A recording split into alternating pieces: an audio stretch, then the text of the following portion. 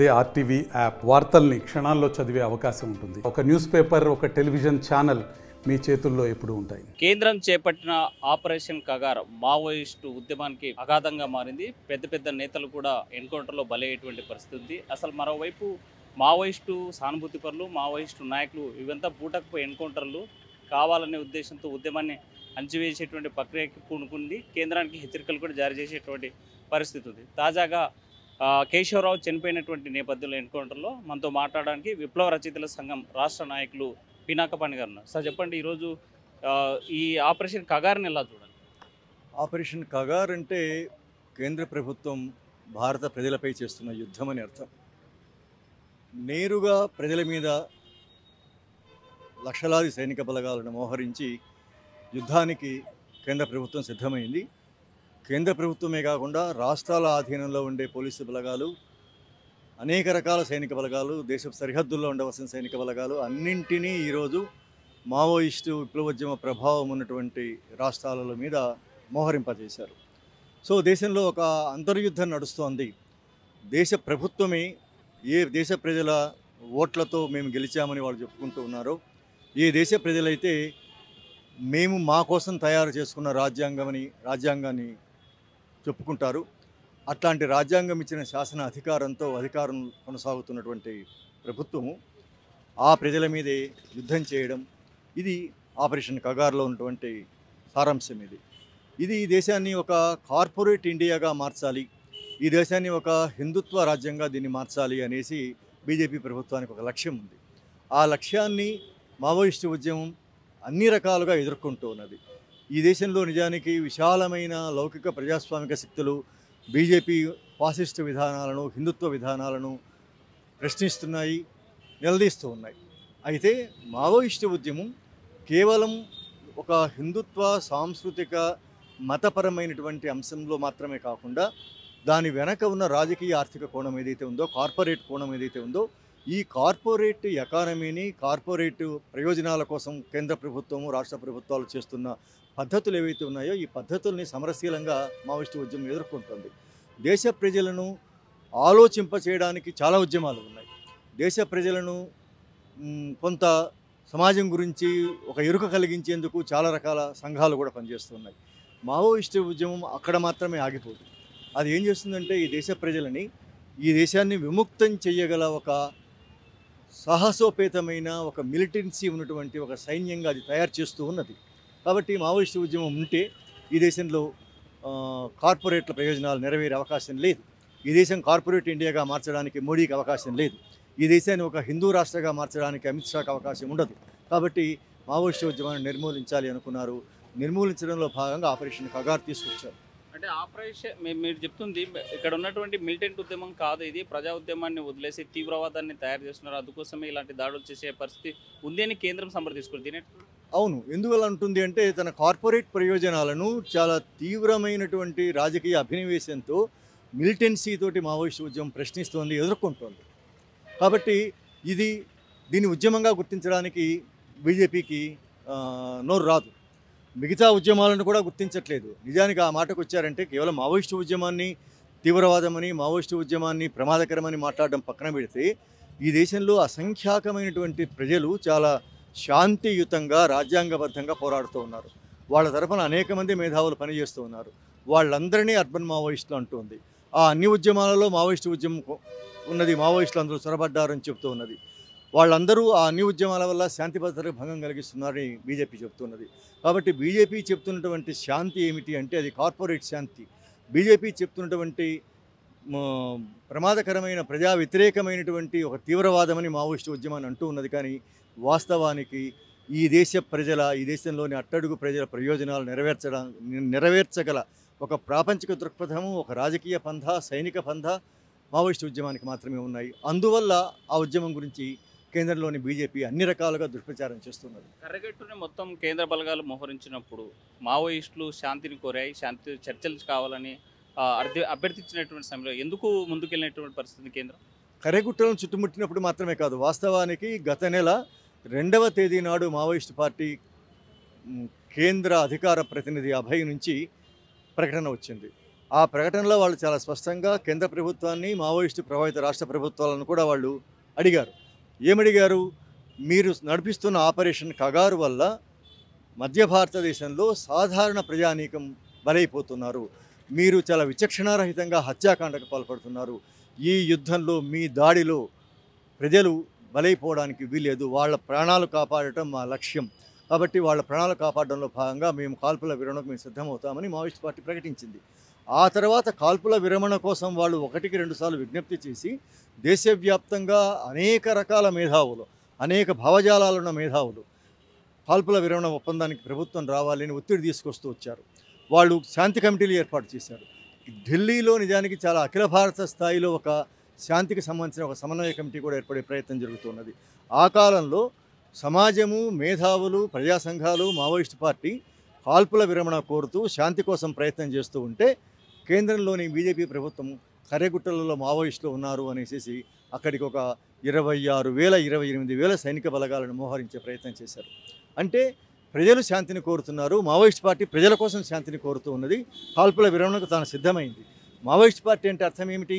ప్రజాయుద్ధం ద్వారా రాజ్యాధికారాన్ని సాధించాలి అని కోరుకునే పార్టీ. ప్రజాయుద్ధం చేస్తానన్న పార్టీ ఏమో కాల్పుల విరమణకు నేను సిద్ధము, ఈ యుద్ధం ఆగిపోవాలని వాళ్ళు శాంతి కోసం ముందుకు వచ్చారు. రాజ్యాంగబద్ధంగా శాంతియుతంగా పరిపాలిస్తానని చెప్పినటువంటి కేంద్ర ప్రభుత్వం ఏమో రాజ్యాంగాన్ని ఖాతరు చేయకుండా, ఆదేశిక సూత్రాలు పట్టించుకోకుండా తన అధికారం ఇచ్చిన ప్రజల మీదే తాను యుద్ధానికి తెగబడుతూ వచ్చింది. మావోయిస్టులు చెప్తున్నటువంటి కాల్పుల విరమణ గురించి పట్టించుకోకుండా, ఖాతరు లేకుండా కర్రెగుట్టలను చుట్టుముట్టే ప్రయత్నం చేశాయి. అంటే దీని అర్థం ఏమిటి అంటే ప్రజల తరపున ఉన్న మావోయిస్ట్ పార్టీ ఏమో శాంతి కోరుతూ ఉన్నారు, కాల్పుల విరమణ కోరుతూ ఉన్నారు. మావోయిస్ట్ నాయకులు శాంతిని కోరుతూ ఉన్నారు. ప్రభుత్వం ఏమో కార్పొరేట్ల కోసం, మావోయిస్ట్ పార్టీ ప్రజల కోసం శాంతి కోరుతున్నది.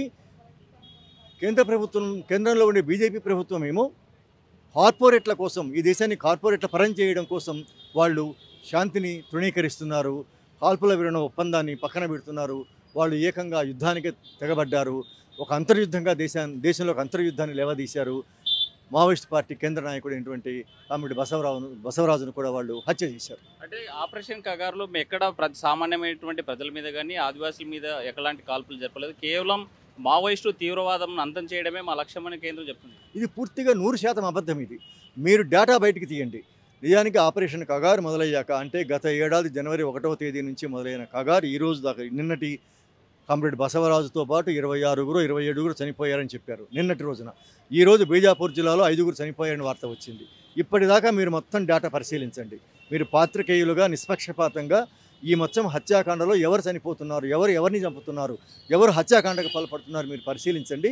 ఈ మొత్తం హత్యాకాండలో మావోయిస్టులు కూడా ఉన్నమాట నిజం. మావోయిస్టు సాధారణ కార్యకర్త దగ్గర నుంచి నిన్న చనిపోయినటువంటి కేంద్ర కమిటీ కార్యదర్శి వరకు ఉన్నారు. కగారులో హత్య చేశారు. వాళ్లతో పాటు గరిష్ట స్థాయిలో సాధారణ ప్రజలు ఉన్నారు. ఈ మాట మావోయిస్ట్ పార్టీయే చెప్తున్నది.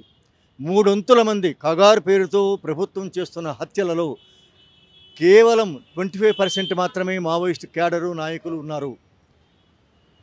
మిగతా 75% సాధారణ ప్రజలు ఉన్నారు, ఆదివాసులు ఉన్నారని మావోయిస్ట్ పార్టీయే ప్రకటిస్తూ ఉన్నది. అనేక రకాల దర్యాప్తు సంస్థలు లేకుంటే అక్కడికి వెళ్ళి క్షేత్ర పరిశీలన చేసి నిజ నిర్ధారణ చేసి డేటా బయట పెడుతున్నటువంటి మేధావులు, ప్రజా సంఘాలు చెప్తూ ఉన్నాయి. కాబట్టి ఆపరేషన్ కగారు అంటే ఈ దేశ ప్రజల మీద యుద్ధం, అది మావోయిస్టుల మీద యుద్ధం మాత్రమే కాదు. అందుకే వాళ్ళు మావోయిస్టు రహిత భారత్ అని వాళ్ళు అంటున్నారు. కానీ వాస్తవానికి వాళ్ళు కోరుకుంటున్న రాజకీయ ఆర్థిక ప్రయోజనం ఈ దేశాన్ని కార్పొరేట్ పరం చేయడం కోసం మా ఆదివాసులందరినీ ఈ నేల మీద నుంచి తుడిచిపెట్టాలని అందులో వ్యూహం ఉంది. ఆదివాసులందరినీ నిర్మూలించి ఆదివాసీ రహిత భారత్గా దీన్ని మార్చాలి అని వాళ్ళు కలగంటూ ఉన్నారు. ప్రయోజనం ఏంటి? ఎక్కడెక్కడైతే ఈ దేశంలో ఎక్కడెక్కడైతే ఆదివాసులు ఉన్నారో ఆ అన్ని ప్రాంతాలలో అపారమైన సహజ సంపదలు ఉన్నాయి. కోటాను కోట్ల లెక్క పెట్టడానికి సాధ్యం కానంత తరతరాలుగా ఈ దేశ ప్రజల సమిష్టి ఆస్తిగా ఉన్నటువంటి సంపద ఉన్నది. భవిష్యత్ తరాలు కొన్ని తరాల పాటు ప్రజలకు చెందవలసినటువంటి సంపద అక్కడ ఉన్నది. ఆ సంపదను ఆదానీకి, అంబానీకి అప్పగించడానికి కేంద్ర ప్రభుత్వం సిద్ధంగా ఉన్నది. ఇద్దరు అంబానీ, ఆదానీల కోసం నరేంద్ర మోడీ, అమిత్ షా కొనసాగిస్తున్న యుద్ధం ఇది. ఆ ఇద్దరి కోసం ఈ ఇద్దరు చేస్తున్న యుద్ధం ఇది. 140 కోట్ల మంది ప్రజల మీద చేస్తున్న యుద్ధం ఇది. ఈ దేశంలో ఉన్నటువంటి ఆదివాసుల మీద చేస్తున్న యుద్ధం ఇది. అందులో భాగంగా వాళ్ళు ఆదివాసులను చంపేస్తున్నారు, మావోయిస్టులను చంపేస్తున్నారు. కాబట్టి మీరు లెక్కలు తీశారంటే వాళ్ళు చెప్తున్నదంతా కూడా పూర్తి అబద్ధమని అర్థమవుతుంది. అంటే ఈ మావోయిస్టు ఆధినాయకత్వం ఎవరు చనిపోలేదని నిన్నటిదాకా మావోయిస్టులు ప్రకటించిన పరిస్థితి కదా. నిజంగా వాళ్ళకి ఎన్కౌంటర్లో చనిపోయారు, చాలామంది చనిపోయారు కదా. మావోయిస్టులు ఎప్పుడు కూడా చెప్పలేదు ఆ మాట. కాదు, ఆ మాటకు వచ్చారంటే మావోయిస్ట్ పార్టీ కేంద్ర కమిటీ నాయకుడు గత నెలలో కామ్రేడ్ చలపతి అని మన రాయలసీమకు చెందిన చిత్తూరు జిల్లాలో ఉండి ఆయన అక్కడి నుంచి ఏఓబి ప్రాంతానికి వెళ్ళి అక్కడి నుంచి ఆ పార్టీ కేంద్ర కమిటీ నాయకుడిగా ఎదిగినటువంటి ఒక గొప్ప నాయకుడు ఆయనను గత నెలలో చంపేశారు. గత నెల 31వ తేదీ నాడు తెలంగాణ నుంచి ఒక గొప్ప సుప్రసిద్ధ రచయిత్రి ఆమె, రెండు తెలుగు రాష్ట్రాలలో పేరెన్నికగిన రచయిత్రి ఆమె రేణుక అనేసి ఆమె మిట్కో పేరుతో కథలు రాసింది, కొన్ని వందల పేజీల వ్యాసాలు రాసింది. ఆమె మావోయిస్ట్ పార్టీ దండకారణ్య కమిటీ నాయకురాలు. ఆమెను హత్య చేశారు. ఇట్లా మావోయిస్ట్ పార్టీ కేంద్ర నాయకులను, రాష్ట్ర కమిటీ నాయకులను చాలామందిని ఈ కగారులో భాగంగా హత్య చేశారు. నిన్నటి రోజున ఏకంగా ఆ పార్టీ ప్రధాన కార్యదర్శిని హత్య చేశారు. కాబట్టి ఈ కగారు యుద్ధంలో మావోయిస్ట్ పార్టీ నాయకులను చంపేస్తున్నారు, మావోయిస్ట్ పార్టీ క్యాడర్ను చంపివేస్తున్నారు, సాధారణ ప్రజలను కూడా చంపివేస్తున్నారు. అయితే మావోయిస్ట్ పార్టీ ఎంత మహోన్నతమైన మానవతా దృష్టి ఉంటుందంటే దానికి తన క్యాడర్కి, తన నాయకులకు సంబంధించినటువంటి ప్రాణహానిని, నష్టాన్ని అది లెక్కలోకి తీసుకున్నప్పుడు అంతకంటే ఎక్కువ ప్రాధాన్యత సాధారణ ప్రజలకు ఇస్తుంది. ఎందుకంటే సాధారణ ప్రజల తరఫున పోరాడుతున్న పార్టీ అది, సాధారణ ప్రజలు నడిపించే ఉద్యమం అది, సాధారణ ప్రజల ఆకాంక్షల కోసం వాళ్ళ నేతృత్వంలో వాళ్ళ భాగస్వామ్యంతో నడుస్తున్న పార్టీ. కాబట్టి అది తన నిర్మాణంలోని నాయకుల కంటే, క్యాడర్ కంటే కూడా ప్రజలకు, ప్రజా సంఘాల నాయకులకు, లేకుంటే సాధారణ ప్రజలకు, ఆదివాసులకు అది ఎక్కువ విలువ ఇస్తుంది. కాబట్టి వాళ్ళు ఏం చెప్పారు అంటే, మీరు సాధారణ ప్రజల్ని హత్య చేస్తూ ఉన్నారు, ఆ హత్యాకాండ ఆపడం కోసం మీరు కాల్పుల విరమణకు రావాలి, మేము సిద్ధమవుతామని వాళ్ళు చెప్పారు. అంటే మావోయిస్టు పార్టీ కాల్పుల విరమణ చేస్తుంది, ప్రభుత్వంతో శాంతి చర్చలు కోరుతుంది. గతంలో ఉమ్మడి రాష్ట్రంలో ఉన్నప్పుడు వైఎస్ రాజశేఖర రెడ్డి హయాంలో శాంతి చర్చలకు వచ్చి మావోయిస్టు ఉద్యమం దెబ్బతిందనేసి ఆ రోజు అంగీకరించినటువంటి పరిస్థితి మావోయిస్టులది. మరి అలాంటి తప్పే మరి చేయబోతుంది లేదు. మావోయిస్ట్ పార్టీ అప్పుడు ఏం అంగీకరించలేదు. చాలామంది బయట అనుకున్నారు, పత్రికల వాళ్ళు తోచింది రాసేశారు, టీవీల వాళ్ళు తోచింది మాట్లాడేసేసారు.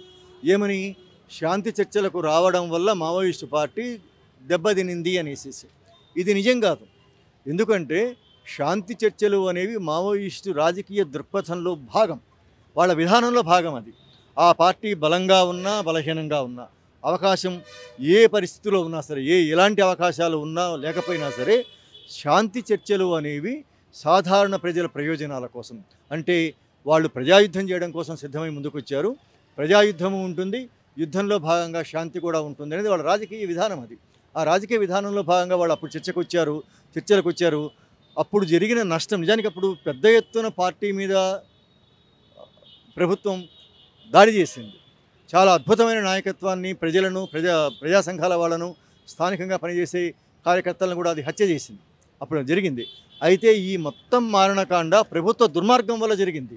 ప్రభుత్వము రాజ్యాంగబద్ధంగా వ్యవహరించకపోవడం వల్ల జీవించే హక్కు ఉన్నది. ఆ జీవించే పౌరులు ఈ దేశవాసులు అయినప్పుడు వాళ్ళు మావోయిస్టులు అయినా సరే వాళ్ళకు కూడా జీవించే హక్కు ఉంటుంది. వాళ్ళ ప్రాణాన్ని కూడా చట్టానికి బయట ఇష్టారాజ్యంగా వాళ్ళని చంపివేయడానికి వీళ్ళు ఏదైనా రాజ్యాంగం చెబుతూ ఉన్నది. వాటన్నింటినీ ఖాతరు చేయకుండా కేంద్ర ప్రభుత్వం, అప్పట్లో ఉన్నటువంటి వైఎస్ఆర్ ప్రభుత్వము పెద్ద ఎత్తున ఉమ్మడి ఆంధ్రప్రదేశ్లో హత్యాకాండకు పాల్పడింది చర్చల తర్వాత.